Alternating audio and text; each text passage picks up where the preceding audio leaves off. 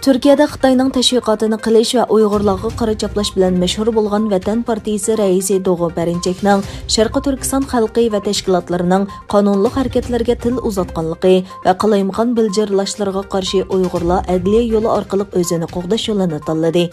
Doğu Perinçekning Uyg'urlar haqidagi tuhmat va fitna fasadlarining jinoyat shakllantirganligi haqidagi ariznoma Istanbul Bosh adliya mahkamasiga topshirib berildi.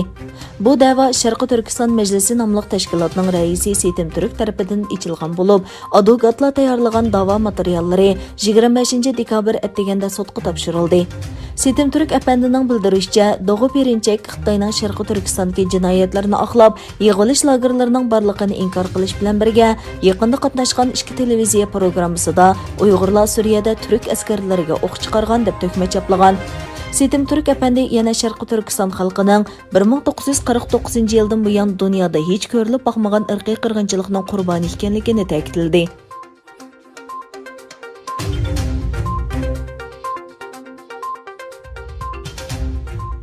Amerikada bir hukumat amaldorining oshkorlashicha, Trump hukumati Xitoyning Uyg'urlarni bostirishining irqiy qirg'inchilik shakllantirmasligini tekshirmoqda ekan. Kyoto agentligining xabar qilishicha, Tashqi ishlar ministri Mike Pompeoning buyrug'iga asosan Amerikaning xalqaro jinoiy ishlar va adliya elchisi Morinton bu masalani tekshirdigan va xulosani doklad qiladigan. Lekin doiralar tekshirishning vaqti haqida ma'lumot bermagan. Bu xabar Prezident Trumpning vazifa muddati to'shiqqa bir necha hafta qolgan vaqtda o'tirg'i chiqqan bo'lib, Bayden vazifaga kelgandan keyinmi Amerika-Xitoy munosabatiga belgilik ta'sir ko'rsatishi mumkin. Prezident Trumpning davlat bexatarlik maslahatchisi Robert O'Brien oktabrda bir oqillar ombirining to'g'ri yig'iniga qatnashganda Xitoyning Uyg'urlarni bostirishi haqida to'xtalib, agar irqiy qirg'inchilik bo'lmasa, shuningga yaqin bir qilmish degan edi.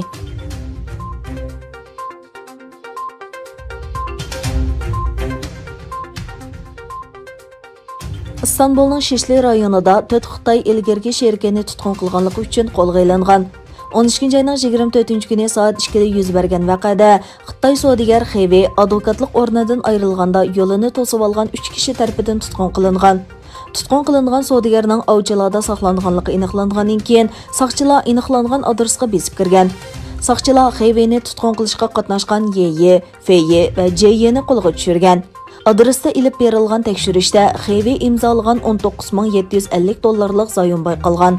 Egilanishicha, Xevini tutqun qilgan va yushirib qo'ygan kishilar uning qarzi bo'lganligi uchun uni tutib turganligini o'ttirib qo'ygan.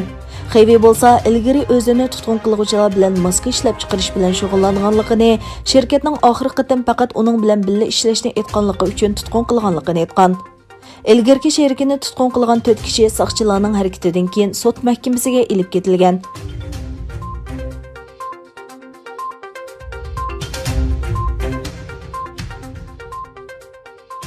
Xitoy Amerikadan import qilingan ba'zi mahsulotlarning tamojna bejini kechirim qilishini 1 yil uzartirganligini e'lon qildi.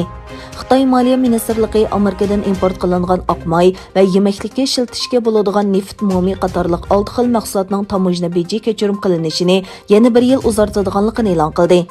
Ministerlikning bayonotida 26 dekabrdan boshlab yo'lga qo'yilgan bu uzartishning 2021 yil 25 dekabrgacha kuchga ega bo'ladiganligi o'ttirg'a qo'yildi. Amerika va Xitoyning birinchi bosqichlik savdo kelishimi e'lon qilingandan keyin Xitoy 2019 yil 12 oyda Amerikadan import qilingan 6 xil ximiylik dori va neft mahsulotlaridan tamojna beji kechirim qiladiganligini e'lon qildi. Amerika prezidenti Trump vazifa o'tash muddatining oxirgi mezgilida Xitoyga qaratgan besimlarini kuchaytgan bo'lsa-mu, yangi prezident Jo Bayden Xitoyga bergan tunji uchurida savdo kelishimining birinchi bosqichidagi tamojna bejini darhol bekor qilmaydiganligini bayon qildi.